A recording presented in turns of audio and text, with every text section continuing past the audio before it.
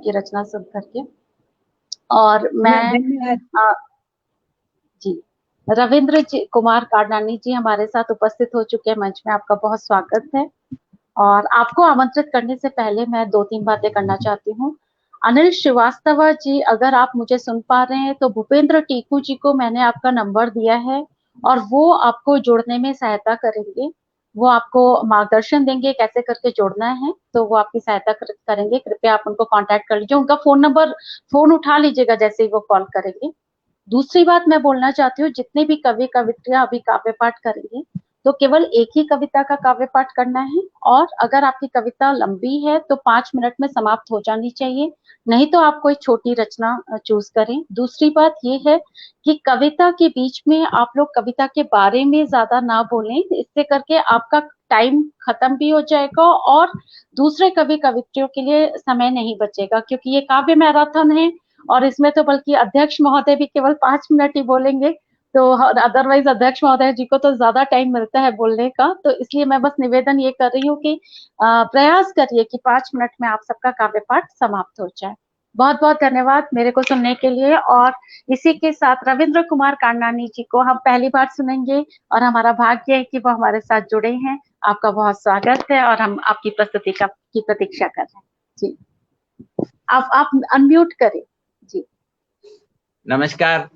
मेरा भी ये पहला मौका है किसी भी मंच पे कुछ कहने का। और तो सबसे पहले मैं माँ वीणा वादिनी को नमन करता हूँ। माँ भारती को आज अमृत महोत्सव के समय उनका भी नमन है। आज के अध्यक्ष डॉक्टर राम गोपाल जी और निवेदिता जी, विशेषकर आपको। कविता तो मैंने एक आम कविता ही चुनी है, स्वतंत्रता के ऊपर नहीं है, लेकिन स्वतंत्रता का कुछ पुट है उसमें। एक तरह से नारी स्वतंत्रता मान लीजिए। मेरी कविता का शीर्षक है एक कठपुतली मैं भी। कठपुतली मुझसे यूं बोली, कठपुतली मुझसे यूं बोली, ये डोरी मेरी जान की दुश्मन, कब छोड़ेगी मेरा पीछा। आगे बातें जो वो बोली, मुझे लगा व्यंग है तीखा। मेरा बायां पैर उठ जाता जब बाजीगर की तर्जनी हिलती, उसकी अनामिका के आगे मेरी बाह की क्या है गिनती। मेरी ना है या है हामी, उसकी मध्यमा मुझे बताती, उसके कहे कहे ये देखो मेरी गर्दन हिलती जाती। और सुनो, और सुनो, अभी और है बाकी, व्यथा कथा नहीं खत्म हुई। मेरी बोली भी वो बोले, मेरी बोली भी वो बोले, कहता मुझसे चुप रह मुई। मैं उसको पुचकार कर बोली, मैं उसको पुचकार कर बोली, इतनी सी बात पर इतना रोली। मैं उसको पुचकार कर बोली, इतनी सी बात पर इतना रोली। मुझे देख नहीं फर्क है तुझसे, मुझे देख नहीं फर्क है तुझसे। मेरी हालत तुझ तेरी हालत मुझसे है भली, तेरी हालत मुझसे है भली। तू तो फिर भी आराम है करती, तू तो फिर भी आराम है करती, मैं तो नाचूं जैसे फिरकी। दिन भर उनके हुक्म बजाऊं, उनकी मर्जी जागूं सोऊं। उनकी इच्छा हिलते डुलते मेरे भी हाथ पैर और गर्दन। मैं भी तो चुप ही रहती हूँ करके अपने मन का मर्दन, मैं भी तो चुप ही रहती हूँ करके उनके मन का मर्दन। तेरी डोर नजर आती है, तेरी डोर नजर आती है, मेरी डोर मेरे पिता की शिक्षा। तेरी डोर नजर आती है, मेरी डोर मेरे पिता की शिक्षा।